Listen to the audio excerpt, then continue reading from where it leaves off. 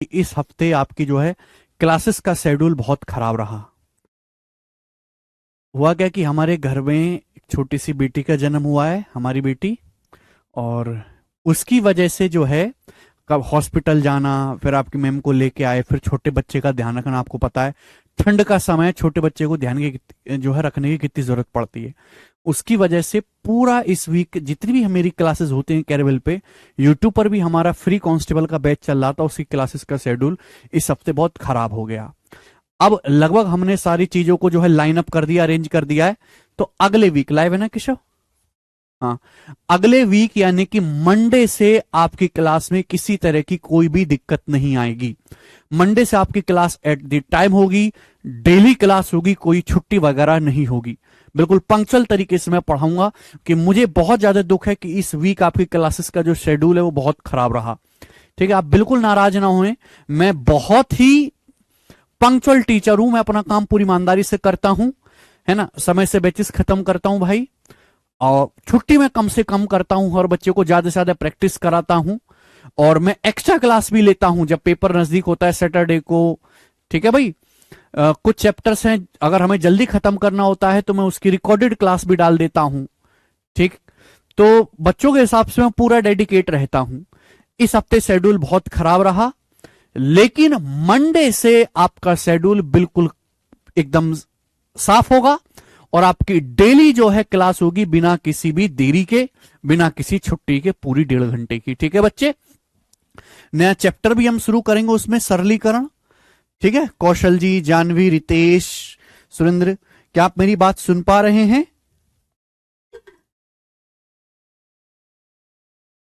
Class of नहीं है आज?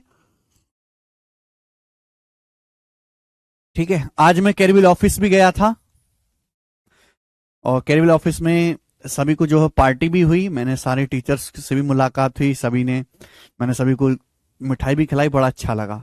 ठीक है भाई, दिल्ली पुलिस में अभी जो एग्जाम हुआ था उसमें हेड कांस्टेबल में, दिल्ली पुलिस ड्राइवर में, एडब्ल्यूटी में बहुत सारे जो स्टूडेंट्स हैं जिनका सिलेक्शन हुआ है वो हमसे मिलने भी आए थे, तो ये भी जो है अच्छा लगा मुझे।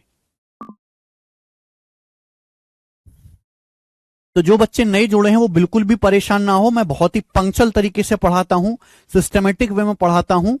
ठीक है ना, पिछले 10-12 दिन से क्लासेस का शेड्यूल थोड़ा खराब था, लेकिन अगले वीक से बिल्कुल सिस्टमेटिक तरीके से आपकी क्लासेस होंगी, जितने भी इवनिंग के बैच है। सारे टीचर मॉर्निंग में पढ़ाना शुरू करते हैं और शाम को जो है वो मौज लेते हैं। मैं शाम की ही क्लासेस लेता हूं, है ना, शाम को 4 बजे से क्लास शुरू होती है और रात 10 बजे के आसपास तक हमारी क्लास होती है। कि शाम में बच्चे, मैं जानता हूं कंपटीशन वाले जो बच्चे, मैथ एक ऐसा सब्जेक्ट है शाम में पढ़ना पसंद करते हैं, इसलिए मैं शाम के टाइम स्लॉट में पढ़ाता हूं। पिछले 4-5 साल से मैंने एक भी मंडे टू फ्राइडे तक एक भी इवनिंग को एंजॉय नहीं किया है कि चलो गोलगप्पे खा ले चले जाएं या फैमिली के साथ कहीं घूमने चले जाएं, नहीं। जो इवनिंग का जो सबसे अच्छा समय होता है पूरे दिन का, वो बच्चों के साथ रहता हूं। इतना डेडिकेशन हमारे अंदर है। ठीक है, और जो सुबह का टाइम स्लॉट होता है, सुबह से लेकर दोपहर 2-3 बजे तक, उसमें मैं शीट तैयार करता हूं। मतलब मेरा 24 घंटे में से 15-16 घंटे कंटेंट पे और बच्चों को पढ़ाने पे, उनको समझाने पे ही समर्पित है। इस लेवल की मेहनत मैं अपने विद्यार्थियों के लिए करता हूं। समझ में आया? ठीक है बच्चों, तो हमारा चल रहा था डिविजिबिलिटी रूल, विभाज्यता के नियम। इसमें 2-3 सवाल बाकी हैं बच्चों, इन सवालों को निपटाते हैं, फिर उसके बाद जो हम आगे की कहानी को करेंगे। चलिए बताएंगे जल्दी से। यदि 5 अंकों की संख्या 535AB 3, 7 और 11 से विभाज्य है तो a² - b² प्लस ab का मान ज्ञात कीजिए।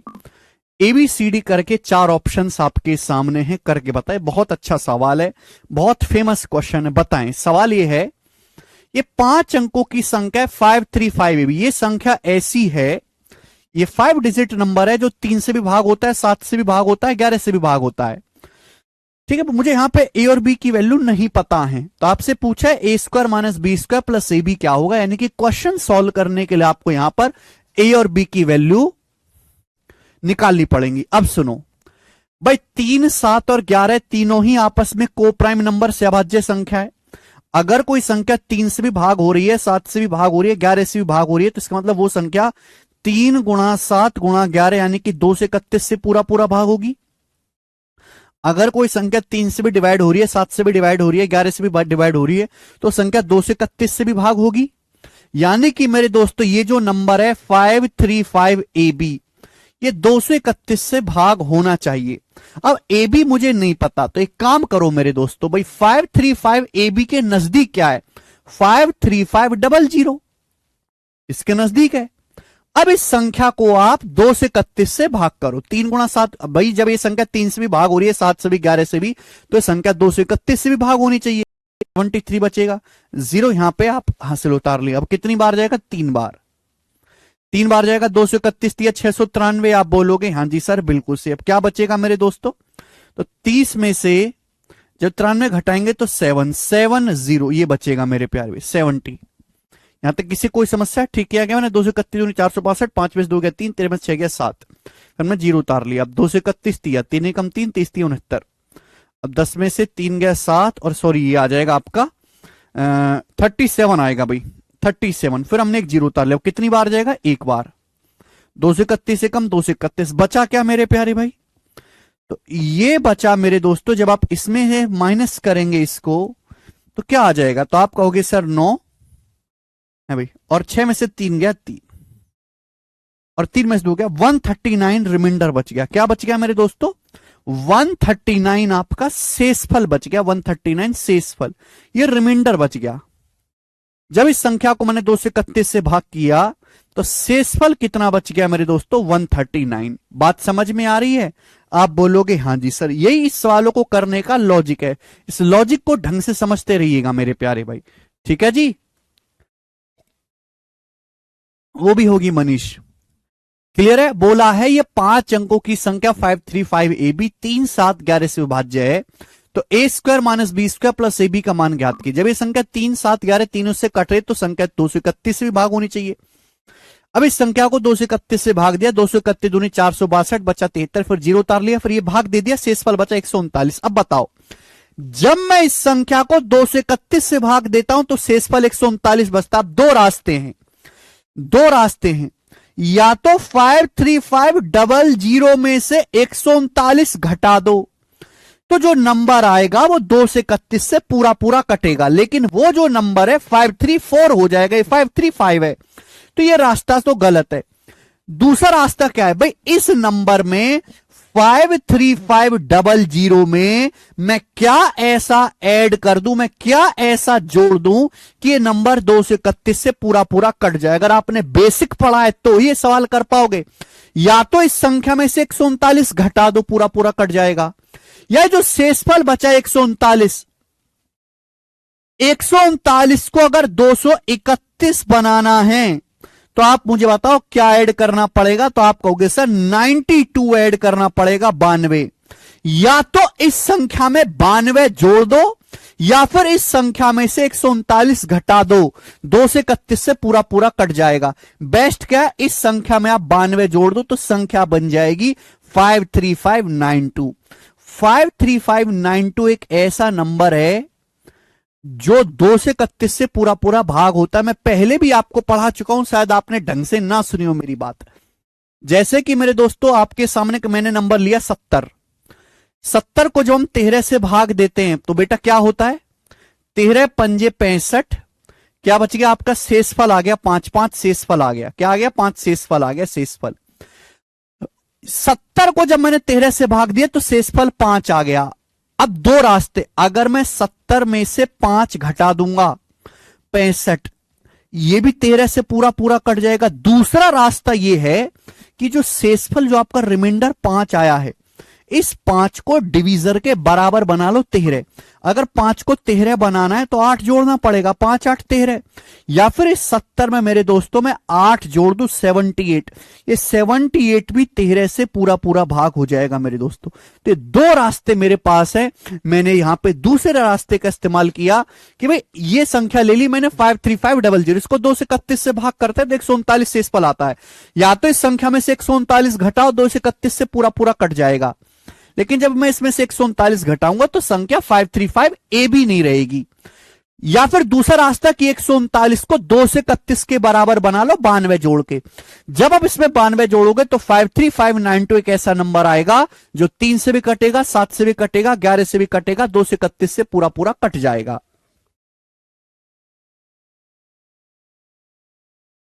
ठीक है, यानी कि संख्या आ गई 53592।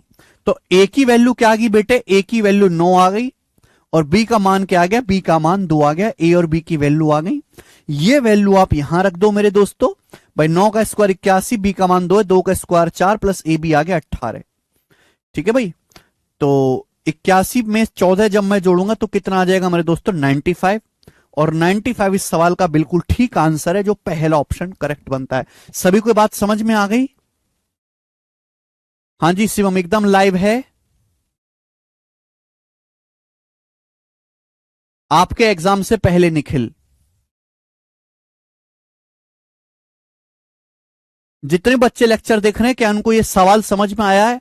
ये सवाल पिछले 2 साल में कम से भी कम 100 बार पूछा गया, 100 बार ये क्वेश्चन अलग अलग एग्जाम्स में। बहुत ही ज्यादा इंपॉर्टेंट सवाल है, इसलिए इसको ढंग से समझ लीजिएगा, ढंग से।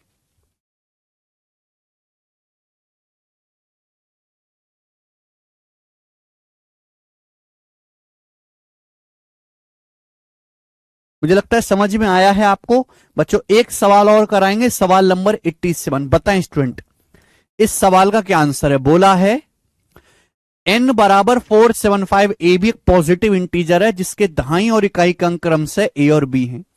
ये है एक पॉजिटिव इंटीजर जिसके दाईं और इकाई का अंक ए और बी है।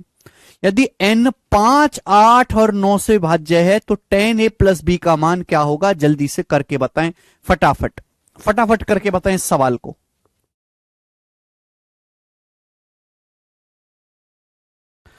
3 क्वेश्चन और हैं, उसके बाद ये शीट समाप्त। मिसलिनियस क्वेश्चन है। बोला है यदि n बराबर 475 ए बी, आपके पास ये संख्या 475 ए बी, ये संख्या ऐसी है जहां ए और बी दाईं और इकाई का अंक है। ये संख्या n 5, 8 और 9 से भाग, ये संख्या 5 से भाग होती है, 8 से भी और 9 से भी।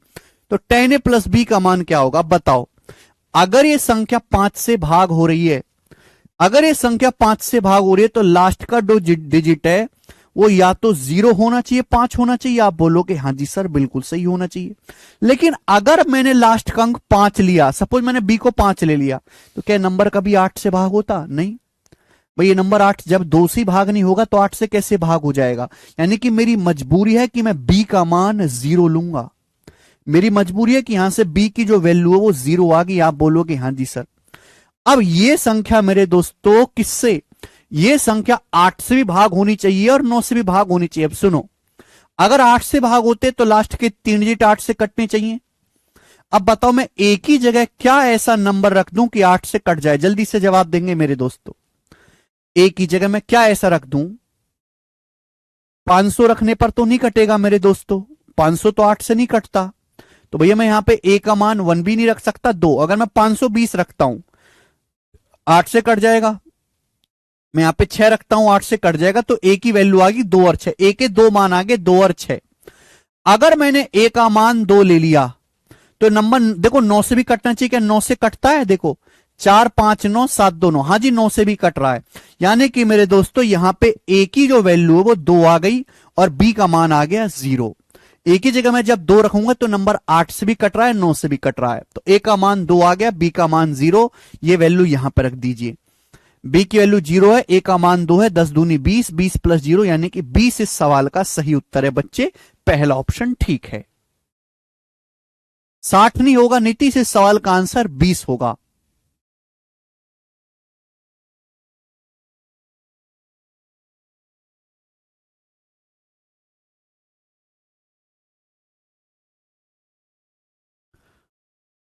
ठीक है विप्लव जी। कुलदीप जी आपने क्या पुराने लेक्चर पढ़े हैं? कुछ समझ में आने के लिए कुलदीप जी आपको पहले पुराने लेक्चर पढ़ने पड़ेंगे केशव को। ठीक है जी, okay. Last question, last question मेरे प्यारे भाई, जल्दी से करके बताएं इस सवाल का 88, फटाफट करके बताएं। बोला 3 अंकों वाली संख्याएं एबीसी, सीएबी और बीसीए का योगफल किससे विभाज्य नहीं है? 3 अंकों वाली संख्याएं एबीसी, सीएबी और बीसीए, इन तीन, इनका योगफल इन 4 ऑप्शन में से किससे भाग नहीं होगा? देखिए ध्यान से समझने की कोशिश करेगा इस सवाल को करने से पहले। जैसे मैं आपके सामने एक संख्या लिखता हूं 2 अंकों की 73, ये 2 अंकों की संख्या है बेटे 73, ये 2 अंकों की संख्या है। 7 और 3 के बीच में क्या कोई साइन है क्या? जैसे हम लोग अलजेब्रा में लिखते हैं, अलजेब्रा में जब हम लिखते हैं एक्स वाई, तो अलजेब्रा में एक्स वाई का मतलब होता है एक्स गुणा वाई, एक्स और वाई की गुणा, ये होता है, बीच में गुणा का साइन है ऑटोमेटिकली। लेकिन अगर आपके सामने एक नंबर लिखा है 73, क्या इनके बीच में गुणा का साइन है? नहीं। इस 7 और 3 का मतलब क्या है भाई? ये एक 2 अंकों की संख्या है जिसमें 3 इकाई का अंक है, 7 दहाई का अंक है। तो 73 बना कैसे भाई? इकाई के अंक में 1 से गुणा होती है और दहाई के अंक में 10 से गुणा होती है। क्लियर है? आप बोलोगे हां जी सर बिल्कुल सही, ये है 73 का मतलब। दूसरी क्लास में पढ़ाया जाता है, पता है कि नहीं आपको? ये इकाई के अंक में 1 से गुणा होती है, दहाई के अंक में 10 से गुणा होती है, सैकड़े के अंक में 100 से गुणा होती है, हजारवें स्थान के अंक में 1000 से गुणा होती है। यानी कि अगर आपके पास एक 2 अंकों की संख्या ए बी है, अगर एक 2 अंकों की संख्या ए बी है, तो इसका मतलब है इकाई के अंक में 1 से गुणा और दहाई के अंक में 10 से गुणा, 10a प्लस बी। बोलो क्या आपको मेरी बात समझ में आ गई? आप बोलोगे हां जी सर समझ में आई। इसी तरीके से जैसे सपोज कोई 3 अंकों की संख्या आपके सामने लिखा है 459, ये 3 अंकों की संख्या है। इकाई दहाई तो जानते हो ना, ये इकाई का अंक, ये दहाई का अंक, ये सैकड़े का अंक। इकाई के अंक में 1 से गुणा, 9 एकम 9 प्लस 5 दहाई का अंक है, दहाई के अंक में 10 से गुणा, 10 से गुणा 4 सैकड़े स्थान का अंक है, 4 में 100 से गुणा। आप बोलोगे हां जी सर बिल्कुल सही, तब बना 459। 100 के 4 नोट, 5 के 10 नोट और 9 का 1 नोट। क्लियर है? आप बोलोगे हां जी सर बिल्कुल सही, कोई परेशानी नहीं। अगर बेटे कोई 3 अंकों की संख्या एबीसी है, 3 अंकों की संख्या एबीसी, तो आपको ये तुरंत समझना चाहिए, अगर कोई 3 अंकों की संख्या एबीसी है तो सी इसके इकाई का अंक है 1 से गुणा, बी दहाई का अंक है इसमें 10 से गुणा, और ये सैकड़े के स्थान का 100 प्लेस डिजिट है इसमें 100 से गुणा। तो इसका मतलब हो गया 100a प्लस 10b प्लस सी। कम से कम ये बात तो आप जानते हो। केशव कह रहे हैं सर समझ नहीं आ रहा कुछ भी। केशव भाई ये तो दूसरी क्लास की बातें हैं, इसको समझने में क्या प्रॉब्लम है? तू मुझे एक बात बता केशव भाई, कि 73 को हम ऐसे लिखेंगे 7 गुणा 10 प्लस 3, इसमें क्या नहीं समझ में आया तुम्हें?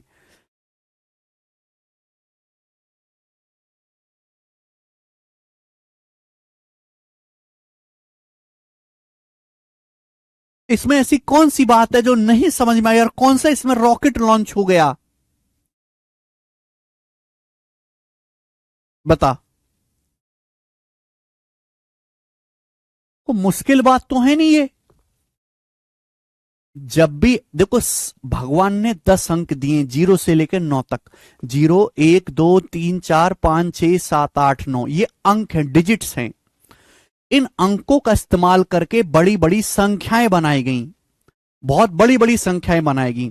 लेकिन मेरे दोस्तों संख्याओं को लिखने के पीछे का जो लॉजिक है वो ये है, इकाई के अंक में 1 से गुणा, दहाई के अंक में 10 से गुणा, सैकड़े के स्थान में 100 से गुणा, हजार स्थान के अंक में मेरे दोस्तों 1000 से गुणा, 10,000वें स्थान में 10,000 से गुणा, 1,00,000वें स्थान के अंक में 1,00,000 से गुणा। बहुत सिंपल सी बात है। अगर आपको एक कंसेप्ट समझ में आया है तो हमें ये वाला सवाल करके बताएं। सवाल नंबर 88 बताओ। बोला 3 अंकों की संख्या एबीसी, सीएबी और बीसीए का योगफल किससे विभाज्य नहीं है? बताएं। 3 अंकों की संख्या एबीसी, सीएबी और बीसीए का योगफल इनमें से किससे भाग नहीं होता? 4 ऑप्शन आपके सामने। तो 3 अंकों की संख्या पहली है एबीसी। अब ये 3 अंकों की संख्या, एबीसी का मतलब ए गुणा बी गुणा सी नहीं है, लिखा है 3 अंकों वाली संख्या एबीसी। इसका मतलब ये हुआ कि मेरे दोस्तों यहां पे ए में 100 से गुणा है, बी में 10 से गुणा है और सी में किससे 1 से गुणा। हालांकि 1 से गुणा करके लिखने का कोई मतलब नहीं, इसलिए सी लिख देते हैं। एक दूसरी संख्या है सी A B. C A B इसका क्या मतलब है? इसका मतलब है मेरे दोस्तों कि सी में 100 से गुणा है, ए में 10 से गुणा है और बी में 1 से गुणा है। ठीक है बच्चे, आप बोलोगे आंसर। तीसरी संख्या है बच्चे बी सी ए। बी सी क्या मतलब है इसका? इसका मतलब है कि बी में 100 से गुणा है, सी में 10 से गुणा है और ए में 1 से गुणा है। ये है। अब बोला इन तीनों संख्याओं का योग किससे भाग नहीं होगा? जब मैं इन तीनों संख्याओं का योग करूंगा, जब मैं इन तीनों संख्याओं का योग करूंगा, जोड़ूंगा, तो आप मुझे बताओ योग करने पर क्या आएगा? जब मैं इन तीनों संख्याओं का योग करूंगा, जोड़ूंगा, क्या आएगा? देखो 100a प्लस 10a 110 प्लस 111 आएगा।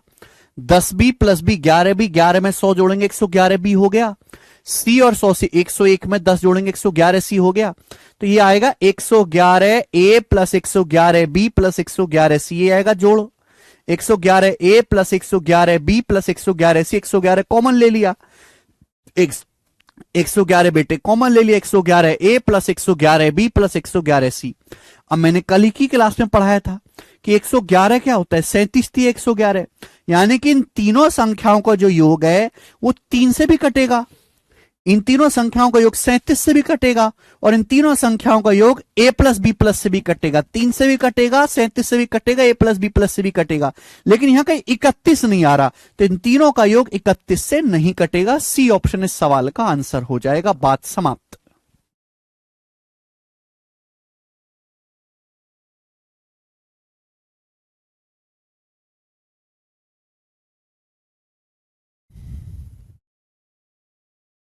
समझ में आया भाई मेरे?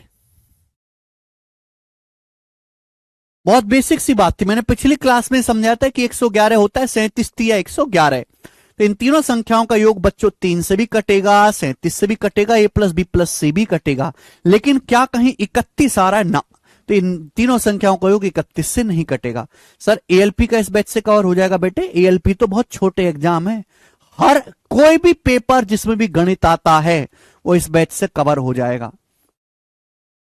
ये किसी एक एग्जाम का मैथ नहीं पढ़ा रहा, मैं आपको केवल मैथ पढ़ा रहा हूं। और भारत में जिस भी पेपर में अर्थमेटिक और एडवांस मैथ आता है, क्वांटिटिव एप्टीट्यूड आता है, ठीक है भैया, हर उस एक एग्जाम के सवाल यहीं इसी बैच से आएंगे। बात खत्म। जिसको कुछ भी समझ में नहीं आता है वो दोबारा से एक एक चीज को 10-10 बार पढ़े। कुछ बालक ऐसे हैं जो कुछ नहीं पढ़े आज तक जिंदगी में, वो एक एक चीज को 10-10 बार पढ़ा करो। कोई बालक है जो बहुत ही तेज है, एक बार में चीजों कैच कर लेता है, किसी को 10 बार पढ़ाएं तो भी कम है, तो वो ज्यादा मेहनत करो। ठीक है भाई। एएलपी वैकेंसी आएंगी कब सर? अभी एएलपी वैकेंसी आने का कोई दूर दूर तक विचार नहीं है और हो सकता है कि चुनाव जीतने के बाद आए भी ना। ठीक है, तो एएलपी की वैकेंसी को केवल ध्यान में मत रखो और वैकेंसीज पे ध्यान दो, सिंपल सी बात है। जो बच्चे रेलवे को अपनी जिंदगी का मकसद बनाए बैठे हैं कि रेलवे की वैकेंसी आएगी, हम रेलवे की तैयारी कर रहे हैं, रेलवे की वैकेंसी अगर आनी होती तो चुनाव से पहले आ गई होती। अब रेलवे की वैकेंसी आने का कोई भी चांस नहीं है। आने वाले 5 साल तक रेलवे की तैयारी बंद करके और जो एग्जाम है उनकी तैयारी को करना शुरू करें।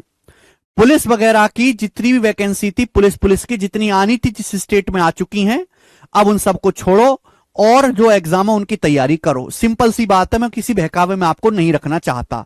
ठीक है।